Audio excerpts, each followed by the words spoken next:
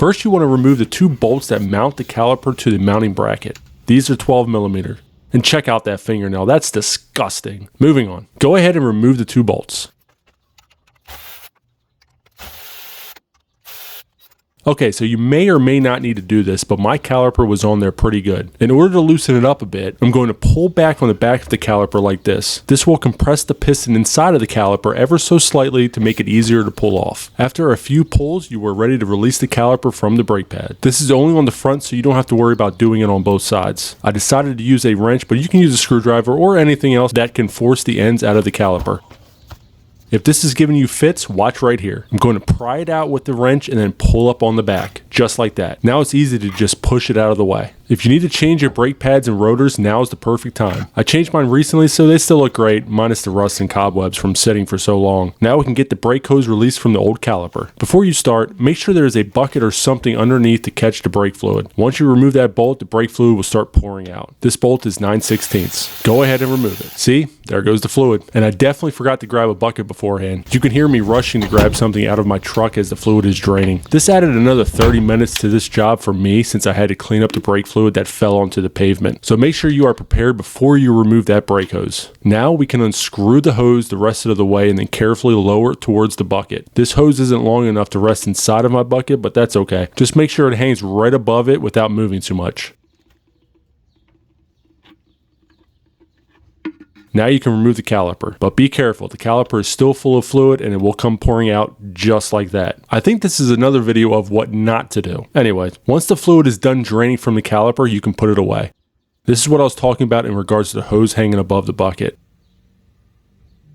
Now let's check out the new caliper. This one came with new boots, and what's even better is the manufacturer also greases the holes the bolts go through. If yours isn't greased, you need to do it. Some people will reuse their boots. These are so cheap, it just makes sense to replace them with the new ones. I'm going to add some more brake lubricant to the back of the brake pads and then start putting it all back together.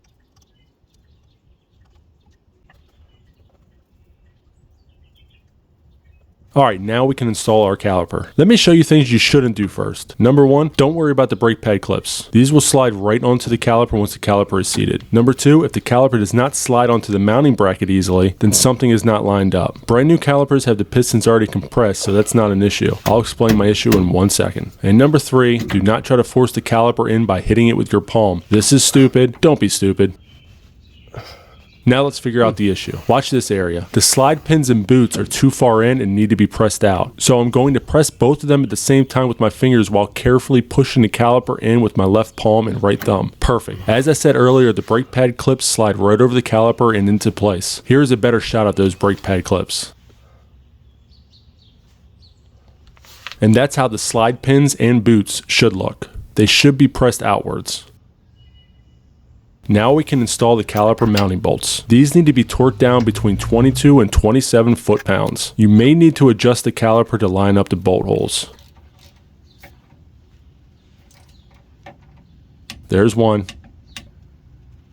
And there's 2. All we need to do is connect our brake hose and then bleed the brakes. But before we continue, I want to talk about the front brake hoses since I'm replacing mine. There are 2 different part numbers because they are not the same. One ends with 99 and the other ends with 98. This brake hose has a side port which connects to a brake line that comes directly from the master cylinder. The other hose does not have a side port because it's not needed. Let's take a look at that old brake hose. It's pretty rusty, but you can see the brake line that comes out of the right side here. This is on the driver's side, so make sure you grab the right hose if you are replacing yours also. Oh, and these come with new washers, so you can throw your old ones out. But make sure you save the bolt that should still be attached to your old brake hose. It should slide right out. Even if you aren't replacing your brake hoses, I recommend getting new washers. It will be frustrating if you complete everything and bleed the brakes and then find out it's leaking around that hose.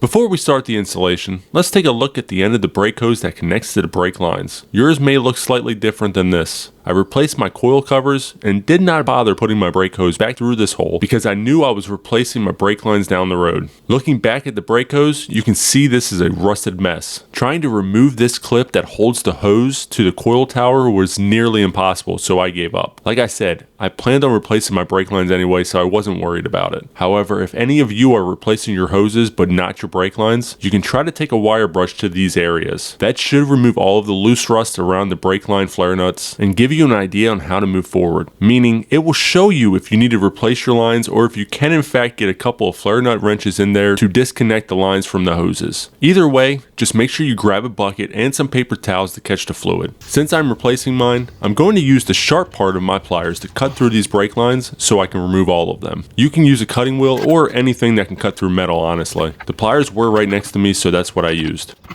Once that's done, you will need to grab your metal clip and your brake hose and begin pushing this end of the hose through the hole in the coil tower. You see this groove at the end of the hose? This is where that black clip will slide in to hold it into place.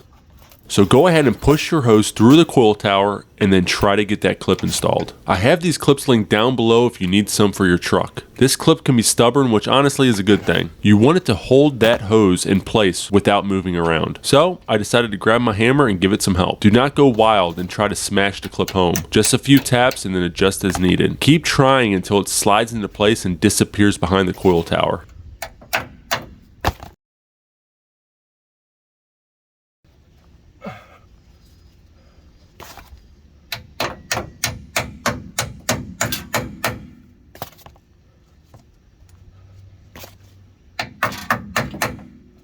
Then try to move it around with your fingers. If it moves a lot, you need to push it in some more. Now you can install your brake lines. Remember, the driver's side has two. One in the back of the coil cover, and then this one that connects up to the master cylinder. Let's finish installing the brake hose. Now position your inlet block onto the caliper so you know which way it goes. Once you figure that out, go ahead and remove the cap for the caliper. This also contains two brand new washers, so we don't even need the other ones that came with the new hoses. Now grab the two copper washers and put one on each side of the inlet block. Don't try to put it on the caliper and then feed the bolt through it. You may get lucky, but I found it's much easier to put the bolt through like this and then place everything onto the caliper together. If you try it the other way, you will struggle keeping everything together while trying to get that bolt screwed into the caliper. That can get annoying. Once that bolt is screwed in hand tight, what you should do is grab a torque wrench and your 9/16 inch socket and then torque it down between 10 and 15 foot-pounds. That's what you should do.